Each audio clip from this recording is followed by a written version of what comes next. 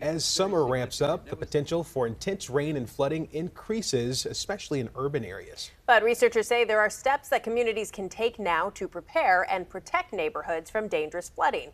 Joining us today is University of Michigan Dearborn geology professor Jacob Napieralski. Thank you for being here, Professor. Thank you very much for having me. So flooding is a fact of life for many of us at a certain time of year, but what is it about urban communities and landscapes that make it more at risk?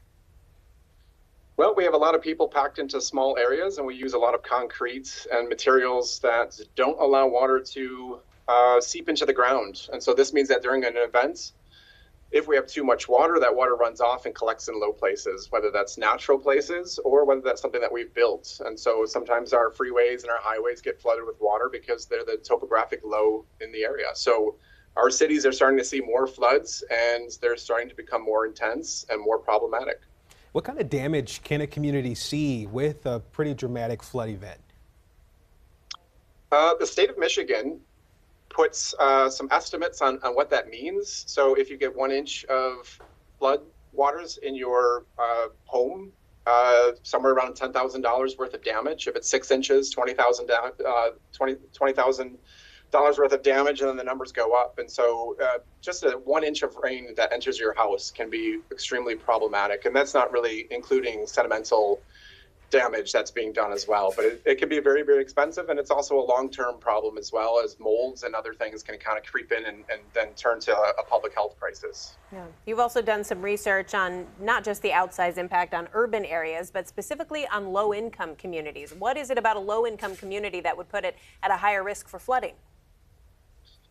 Well, some of our research focused on connecting history to what's happening now. And so we look at how we sort of designed and built communities decades ago, and also how we manage them now. And we see this trend where a lot of these communities have lots of concrete, not a lot of green space, not a lot of park space. So when it rains out, they're ill prepared to collect some of that water, either through the soil, but also through man-made structures. And so some communities may actually get hit with far more precipitation and then flooding than those that are really green and full of green spaces and park spaces. Yeah, it's very unfortunate to know. So what sorts of things do communities need in order to have equal footing when it comes to the impact of a flood?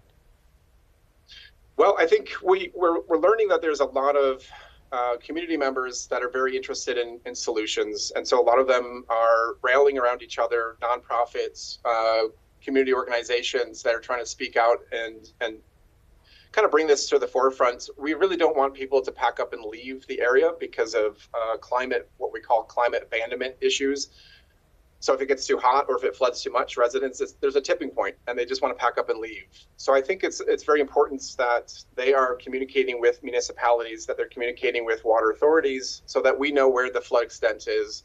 There are lots of little things that you can do on your property to capture and divert water so it doesn't go right into the overwhelmed stormwater system.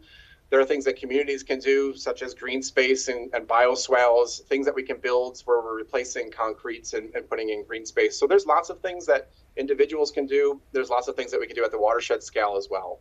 Yeah, so on a community basis, I think in a perfect world, we would increase the number of green spaces and do that quickly. But in the real world, unfortunately, it seems like it's difficult to get things done like that. So what are the easiest, quickest solutions, things that communities could probably put into place if they wanted to?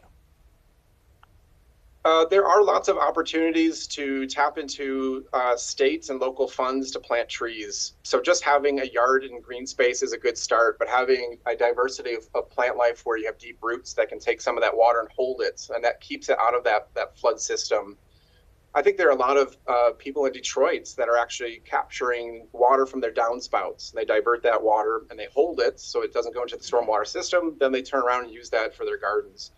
So that's sort of what we call gray water. So taking that water and just holding onto it a little bit longer, maybe one person doing it is not enough. But certainly if a community comes together and says, you know, this is one way that we can solve this problem, it at least minimizes some of that flood water. And when it comes to the need for change, do you think that conversation is being had enough, and what needs to change if not?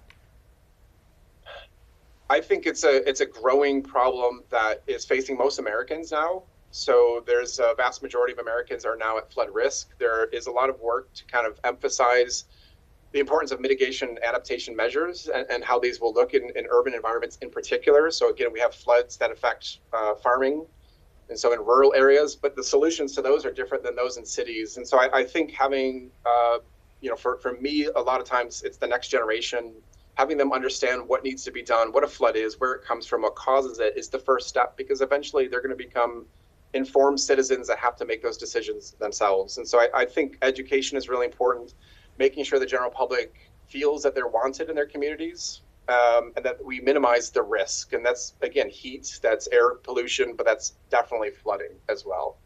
All right, a lot to think about, and we know this issue is not going away. Professor Jacob Napieralski, thanks so much for joining us today. Thank you very much.